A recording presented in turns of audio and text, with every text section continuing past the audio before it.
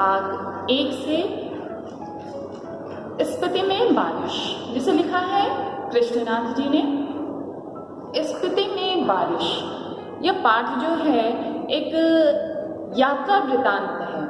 यात्रा वृतांत लेखक के हिमाचल प्रदेश के भ्रमण के दौरान उसने जो ज्ञान अर्जन किया, जो वहाँ पे भ्रमण किया, उससे उसको जितना भी ज्ञान प्राप्त होता है वह सब कुछ जो है वह इस पाठ में, इस लेख में वह लिखता है, जिसका नाम है स्पीति में बारिश। तो आइए हम इस पाठ को पढ़ते हैं। स्पीति हिमाचल प्रदेश के लाहौल स्पीति जिले की तहसील है।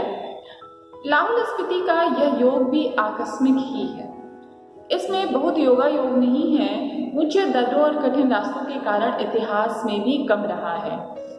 अलंघ्य भूगोल यहाँ इतिहास का एक बड़ा कारक है। अब जबकि संचार में कुछ सुधार हुआ है, तब भी लाहौल स्पीति का योग प्राय वायरलेस सेट के जरिए है, जो केलंग और काजा के बीच खड़कता रहता है। फिर भी केलंग के बादशाह को भय लगा रहता है कि कहीं काजा का सूबेदार उसकी अवज्ञा तो नहीं कर रहा है, कहीं बगावत तो नहीं करने वाला है। लेकिन सिवाय वायरलेस कैसेट पर संदेश भेजने के वह कर भी क्या सकता है। वसंत में भी 170 मील आना जाना कठिन है, शीत में भी प्रायः असंभव है। तो इस पहले परिच्छेद में जो लेखक हमें बताता है, वो बताता है कि जो लाहौल और स्पीति का योग है वह आकस्मिक है। ऐसा नहीं है कि इसमें सब कुछ इसमें कुछ जानकर किया गया है। इसमें कहता है बहुत ही कुछ जोड़ने घटाने की ज़रूरत नहीं है। कहता है कि इसका नाम अर्थात इतिहास में स्पीति का नाम भी क्या है, वह कम रहा है। तो इतिहास में किसी जगह का नाम बच्चों क्यों आता है? इतिहास में जो आपने सुना होगा, आपने पढ़ा है हल्दी घाटी का युद्ध, पानीपत का युद्ध, तो जाहिर सी बात है वहाँ पे किसी खास चीज के लिए युद्ध लड़ा गया। तब उस युद्ध का नाम है, उस स्थान का नाम आप जानते हैं, पानीपत का नाम जानते हैं, आप हल्दी घाटी का नाम जानते हैं, या ऐसे किसी भी क्षेत्र का नाम तब होता है जब उस जगह के लिए या तो जमीन के लिए लड़ाई होती है, पानी के लिए लड़ाई होती है, धन के लिए लड़ाई होती है। तो स्पीति में ऐसा कुछ है ही नहीं। अर्थात वहाँ का जो वातावरण है वो क्या कहता है लेखक की, वहाँ क्या है, बसंत में भी 170 मील आना जाना क्या है, कठिन है, और शीत में प्रायः असंभव है। अर्थात वहाँ पे हाड़ कपा देने वाली जो है वह ठंड पड़ती है, और वहाँ के बादशाह को भी भय लगा रहता है कि कहीं नीचे जो बैठा हुआ जो काजा है वो कहीं क्या कर, कोई विद्रोह तो नहीं कर रहा है, कोई वहाँ पे नई समस्या तो नहीं उत्पन्न हो रही है। और कहता है कि यहाँ पे कोई भी संदेश भेजने का कोई भी जरिया या तरीका नहीं है, सिर्फ यहाँ पे वायरलेस सेट है। बच्चों, ये बात उस समय की कही जा रही है जिस समय संचार में इतना बड़ा सुधार नहीं हुआ था। तो लेखक क्या कहता है कि वहाँ पे सिर्फ वायरलेस सेट है, वो उस पर भी बात करने पे क्या होता है कि सिर्फ उसमें खड़खड़ाहट की आवाज़ आती है, उसमें आप अपनी आवाज़ को अर्थात अपना जो संदेश है वो आप भेज ही नहीं सकते हैं। अर्थात स्पीति एक ऐसा अलंघ्य भूगोल का हमारे देश का हिस्सा रही है कि क्या है कि उस पर कभी किसी ने कोई आक्रमण नहीं किया जिसकी वजह से उसका नाम भी इतिहास में दर्ज हो सके। लेखक आगे क्या कहता है, प्राचीन काल में शायद स्पीति भारतीय साम्राज्यों का अनाम अंग रही थी। अनाम अंग, उसका कोई नाम नहीं था। क्यों नाम नहीं था? क्योंकि वहाँ की जलवायु, वहाँ का स्थान, वहाँ की मिट्टी शायद उसमें किसी की दिलचस्पी नहीं थी। क्यों दिलचस्पी नहीं थी? जब उसमें कोई रस नहीं है, उसमें कोई फल नहीं हो रहा है, कोई वहाँ की मिट्टी उपजाऊ नहीं है, इस वजह से वह क्या है, अनाम रही है। जब ये साम्राज्य टूटे तो ये स्वतंत्र रही। फिर मध्य युग में प्रायः लद्दाख मंडल और कभी कश्मीर मंडल, कभी बुशहर मंडल, कभी कल्लू मंडल, कभी ब्रिटिश भारत के तहत रही। तब भी प्रायः स्वायत्त ही रही। लेखक यहाँ बताना चाहता है कि बहुत सारे मंडलों के अंदर शामिल रही है, लेकिन इसकी अपनी अलग सत्ता रही है। क्यों? क्योंकि इसके ऊपर अगर किसी के साथ इसका नाम भी जुड़ा है, तो वहाँ शासन करने कोई नहीं गया। शासन करने का तात्पर्य सिर्फ ये नहीं होता है कि आप किसी के ऊपर अपने बल का प्रयोग करिए। शासन करने का मतलब होता है कि उस जगह का आप विकास करिए। वो विकास नहीं है हुआ है स्पीति में, वो अनेक मंडलों के साथ है, वो ब्रिटिश सत्ता के अधीन में रही, तब भी उस जगह का विकास नहीं हुआ। वह भी क्या रही, स्वायत्त ही रही, अर्थात स्वयं ही अपने ऊपर शासन करती रही। आगे क्या कहता है, इसकी स्वायत्तता भूगोल में सजी है, भूगोल ही इसकी रक्षा करता है, भूगोल ही इसका संहार भी करता है। कहता है लेखक कि इसकी रक्षा करने के लिए, यहाँ के लोगों की रक्षा करने के लिए क्या है, भूगोल ही इसकी रक्षा करता है, अर्थात इसका रक्षक जो है यहाँ की पहाड़ियाँ हैं, यहाँ के पहाड़ हैं, और क्या है, भूगोल ही इसका संहार करता है। और क्या है, जब वह पहाड़ियाँ, वहाँ की ठंड, वहाँ की बिल्कुल से नब्ज का खून जमा देने वाली जो ठंड पड़ती है, वह क्या है, वही वहाँ का संहार भी करती है। अर्थात एक ऐसा स्थान जिसके ऊपर किसी भी मनुष्य का, किसी भी राजा का शासन नहीं चलता, लोगों के अधीन तो है ये, लेकिन वह वहाँ पर कोई अपनी शासन सत्ता नहीं चला सकता। क्यों? क्योंकि 170 मील आना जाना क्या है, वो बहुत ही कठिन है। आइए देखते तीसरा परिच्छेद।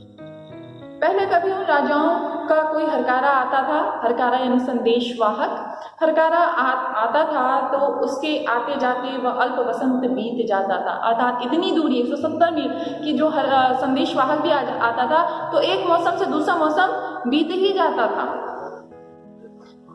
कभी कोई जोरावर सिंह जैसा आता तो स्पीति का तरीका वही था कि तुक चिलिंग गोनपा में मैंने देखा, जब डायनामाइट का विस्फोट हुआ तो लाहुली हदस कर, आंख बंद कर, चाकमा का तना पकड़कर एक दूसरे को पकड़कर बैठ गए। जब धमाका गुजर गया तो फिर डरते डरते आंख खोलकर उठे। जोरावर सिंह के आक्रमण के समय स्पीति के लोग घर छोड़कर भाग गए। उस स्पीति को और वहाँ के बिहारों को लूटा। यह अप्रतिकार शायद स्पीति की सुरक्षा की पद्धति है। लेखक कहता है, लेखक क्या बताना समझाना चाहता है कि वहाँ स्पीति की सुरक्षा कैसे होती है। वहाँ के लोग किसी का प्रतिकार करने के लिए, किसी से युद्ध करने में सक्षम नहीं है। क्यों नहीं सक्षम है? क्योंकि एक घर पता चलता है यहाँ है तो दूसरा घर जो है 4 मील की दूरी पर है। तो लोग बेहतर ये समझते हैं, जोरावर सिंह जैसा कोई अगर डाकू दिया जाता है तो लोग यही अच्छा समझते हैं। जैसे लेखक जिस जगह की बात करता है, कहता है कि तुक चिलिंग गोनपा में लेखक ने देखा था कि जब डायनामाइट का विस्फोट होता है तो लोग एक दूसरे को पकड़कर बैठ जाते हैं। तो वैसे ही वह स्पीति के लोग करते हैं कि जब जोरावर सिंह जैसा डाकू या वो आता है तो लोग क्या करते हैं, लोग अपना घर छोड़कर भाग जाते हैं। और घर छोड़कर भागने का कारण यह होता है कि तुम्हें जो लूटना है तुम तो वो लूट के ही जाओगे, कम से कम एक जो जान बची है वह सुरक्षित रहे। इस वजह से लोग, वहाँ के लोग क्या करते हैं कि सब कुछ छोड़कर चले जाते हैं कि आपको जो करना है वो कर लो, फिर वह अपना वापस पलट कर आते हैं। तो लेखक कहता है कि वहाँ के जो सुरक्षा का जो तरीका है, वहाँ की सुरक्षा की जो पद्धति है, स्पीति की सुरक्षा की पद्धति वो यही है और इसी पर वह चल रहे हैं। लाहौल स्पीति का प्रशासन ब्रिटिश राज से भारत को जस का तस मिला। अंग्रेजों को यह 1846 ईस्वी में कश्मीर के राजा गुलाब सिंह के जरिए मिला। अंग्रेज इनके जरिए पश्चिमी तिब्बत के ऊन वाले क्षेत्रों में प्रवेश करना चाहते थे। तिब्बत में अंग्रेजी में साम्राज्य के दूरगामी हित भी थे। जो भी हो, 1846 में कल्लू लाहौल स्पीति ब्रिटिश अधीनता में आई। पहले सुप्रिंटेंडेंट के अधीन थे, फिर 1847 में वे कांगड़ा जिले में शरीक कर दिए गए। लद्दाख मंडल के दिनों में भी वे स्पीति का शासन एक नोनो द्वारा चलाया जाता था। ब्रिटिश सत्ता में भी कुल्लू के असिस्टेंट कमिश्नर के समर्थन से नोनो कार्य करता था। इसका अधिकार क्षेत्र केवल द्वितीय दर्जे के मजिस्ट्रेट के बराबर था, लेकिन स्पीति के लोग इसे अपना राजा ही मानते थे। राजा नहीं है तो दमयंती जी को रानी मानते थे। लेकिन कहता है नोनो यानी कि एक स्थानीय शासक द्वारा वहाँ की शासन व्यवस्था जो थी वह चल रही थी। वहाँ के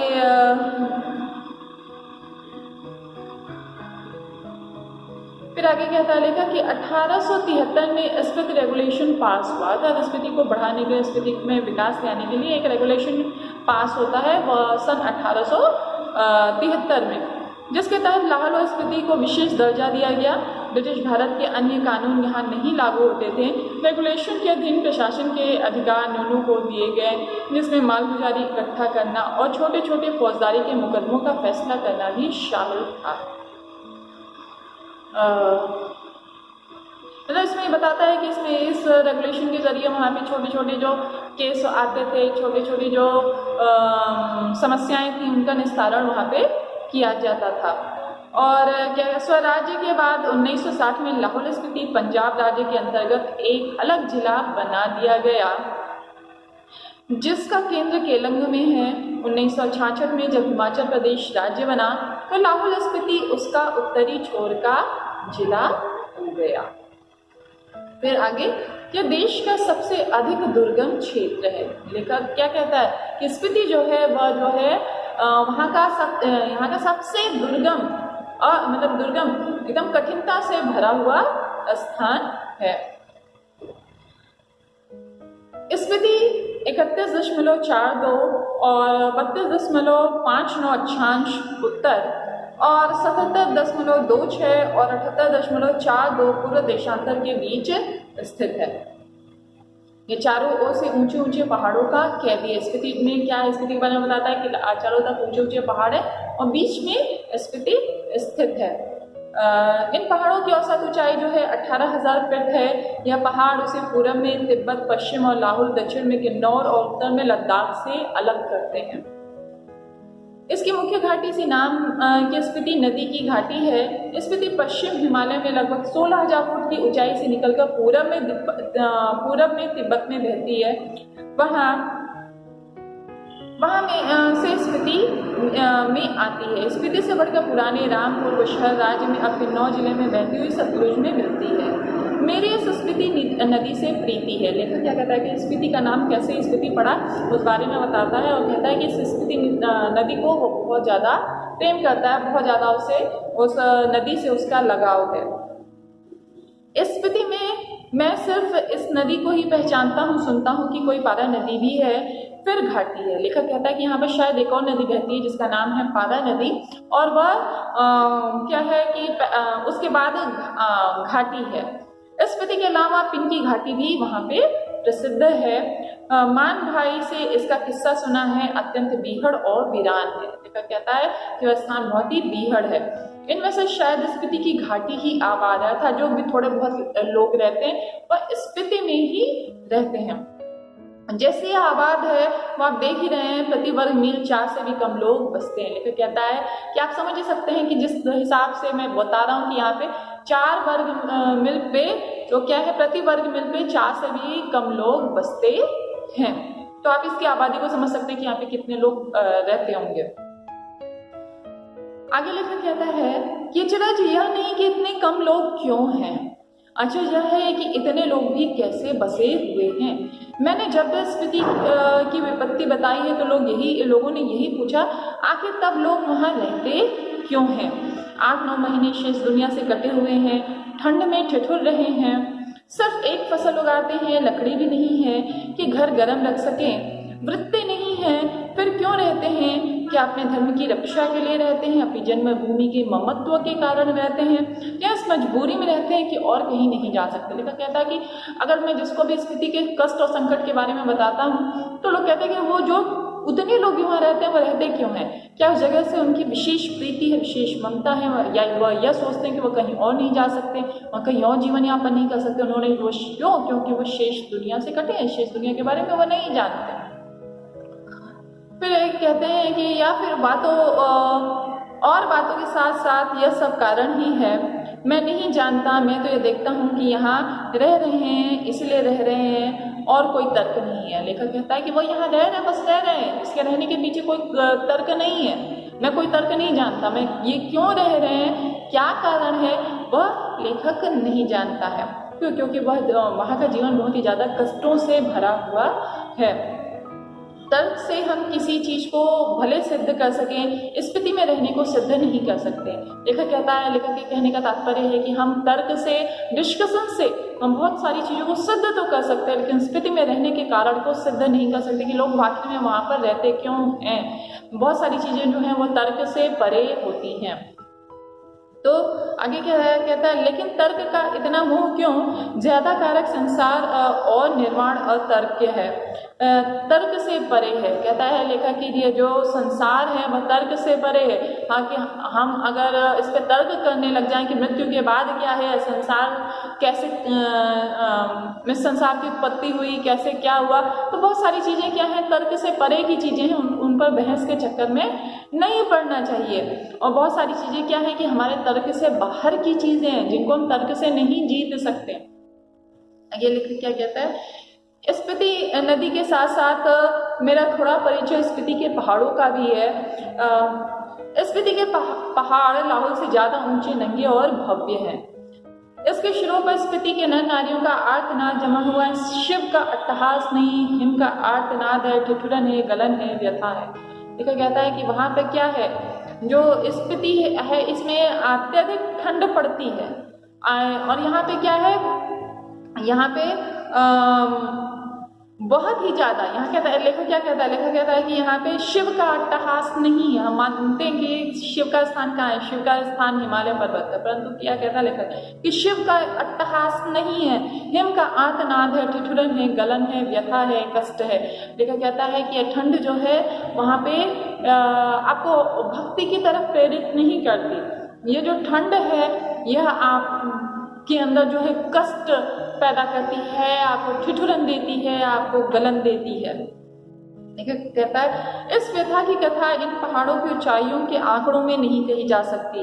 फिर भी जो सुंदरता को इंच में नापने के अभ्यासी हैं वे भला पहाड़ को कैसे बख्श सकते हैं, वे यह जान लें कि स्पीति मध्य हिमालय की घाटी है। लेखक कहता है कि बहुत सारे लोग इस संसार में ऐसे हैं जो सुंदरता को इंच इंच से नापते हैं। कहने का तात्पर्य कि यदि कोई चंद्रमा की खूबसूरती देखता है, एक उदाहरण स्वरूप आपको बताती है, कुछ लोग चंद्रमा को देखते हुए बहुत ही सुंदर है और क्या है, पूरे अंधकार को वह अपने आगोश में ले लेता है, अंधकार को भी वह क्या करता है, मिटाने की क्षमता रखता है, अर्धरात्रि में भी वह रोशनी देता है। परंतु कुछ लोग उसी चंद्रमा में क्या देखते हैं, उसी चांद में दाग देखते हैं। कुछ लोग कीचड़ में खिला हुआ कमल देखते हैं, परंतु कुछ लोग क्या देखते हैं, कुछ लोग यह देखते हैं कि कमल है लेकिन वह कीचड़ में खिला हुआ है। तो सुंदरता को इंच इंच से नापने के कुछ लोग आदी हैं। तो लेखक कहता है कि ऐसे लोग जान लें कि जो स्पीति है वह मध्य हिमालय की घाटी है, जिसे वे हिमालय जानते हैं। लेखक कहता है कि जिसको वो हम और आप जैसे लोग हिमालय जानते हैं वो वास्तव में हिमालय नहीं है। क्या चीज़, जैसे हम हिमालय किसे जानते हैं, हम जानते हैं कि जैसे कि हम कहीं घूमने जा रहे हैं, कहीं टहलने जा रहे हैं पहाड़ी स्थान पे, हम स्केटिंग कर लें, हम आइसक्रीम खा लें, हम छोले भटूरे खा लें। तो लेखक कहता है ये सब जो है वह स्पीति का अर्थात हिमालय का तलुआ है। अर्थात अगर हिमालय क्या है, सर है, तो ये सारे स्थान जो हैं क्या,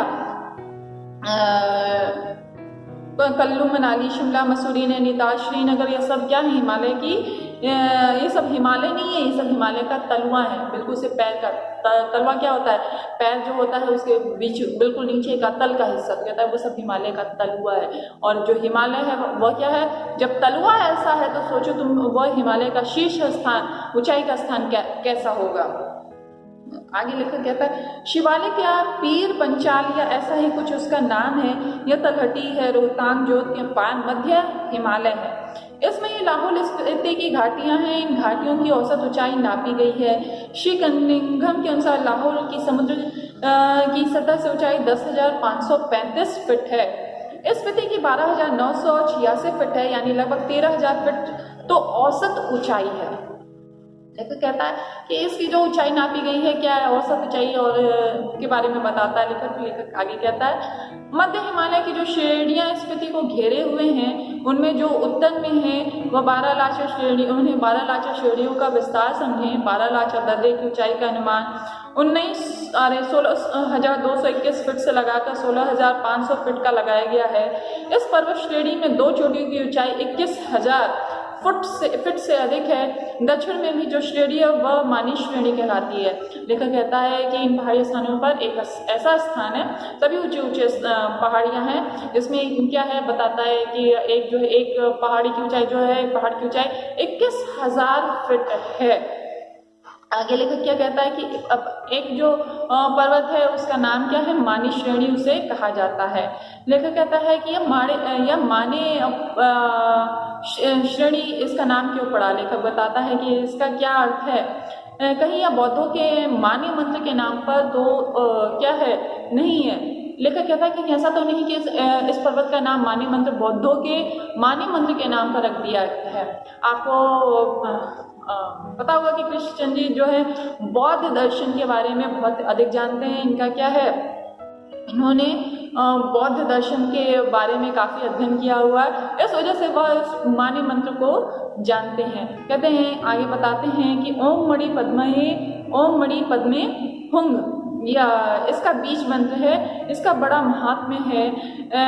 इसे संक्षेप में माने कहते हैं। कहीं इस श्रेणी के नाम इस माने के नाम पर तो नहीं, अगर नहीं है तो करने जैसा है। यहाँ इन पहाड़ियों में माने का इतना जाप हुआ है कि नाम उन श्रेणियों को दे डालना ही सहज है। लेखक बताता है कि ये जो माने श्रेणी है, यहाँ पे बौद्ध भिक्षुओं ने, बौद्धिस्टों ने यहाँ पे बहुत ही ज़्यादा माने मंत्र का जाप किया है। अगर इसका नाम इस वजह से माने है तो ठीक है, अगर नहीं है तो इसका नाम माने श्रेणी कर देना चाहिए। क्यों? क्योंकि यहाँ पे इस माने मंत्र का बहुत ही ज़्यादा जाप हुआ है। इंपीरियल गजेटियर में माने श्रेणी की ऊंचाई 21,646 फीट बताई गई है। यह तो श्रेणी की किसी चोटी की ऊंचाई होगी, पूरी श्रेणी की ऊंचाई तो एक नहीं होगी। इसमें जो छोटी छोटी चोटियां, उनकी ऊंचाई 17,000 फीट से अधिक है।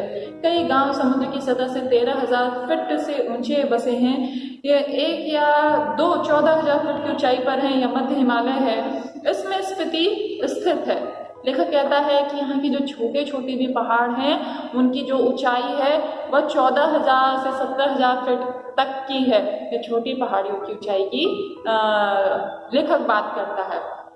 तो और बच्चों, सभी पहाड़ियों की ऊंचाई तो नापना आसान तो है नहीं कि हम एक एक पहाड़ी को लेके इंच टेप लेके हम पहुंच जाएं उसको नापें। तो कुछ जिन पर्वतों की ऊंचाई नापी गई है, लेखक कहता है उसमें कुछ छोटे पर्वतों की जो ऊंचाई है, उनकी ऊंचाई जैसे 17,000 फीट के आसपास या 14,000 फीट के आसपास नापी गई है। लेखक कहता है इसके पार बाह्य हिमालय दिखता है। इसकी एक चोटी 23,064 फीट बताई जाती है। इसमें कई चोटियां 20,000 फीट से अधिक ऊंची है। लेखक कहता है कि इसमें कई चोटियां जो हैं वह बस 20,000 फीट से भी ऊंची चोटी है। यानी कि जिसको हम हिमालय समझते हैं, जैसे हम पर्यटन के लिए जाते हैं, कुल्लू मनाली घुमाएं, शिमला नैनीताल घुमाएं, लेखक कहता है ये सब तो हिमालय का तलवा है। वास्तव में हिमालय क्या है? वास्तव में हिमालय की जो ऊंचाई है वह तो आप जानते ही नहीं है। लेखक कहता है, बताता है कि वास्तव में जो हिमालय की ऊंचाई है वह क्या है, 21,000 फीट से भी ऊंची है। ठीक, तो बच्चों आज के लिए इतना ही। शेष अगले अंक में, तब तक के लिए आप अपने मिस को दीजिए इजाजत। Bye bye.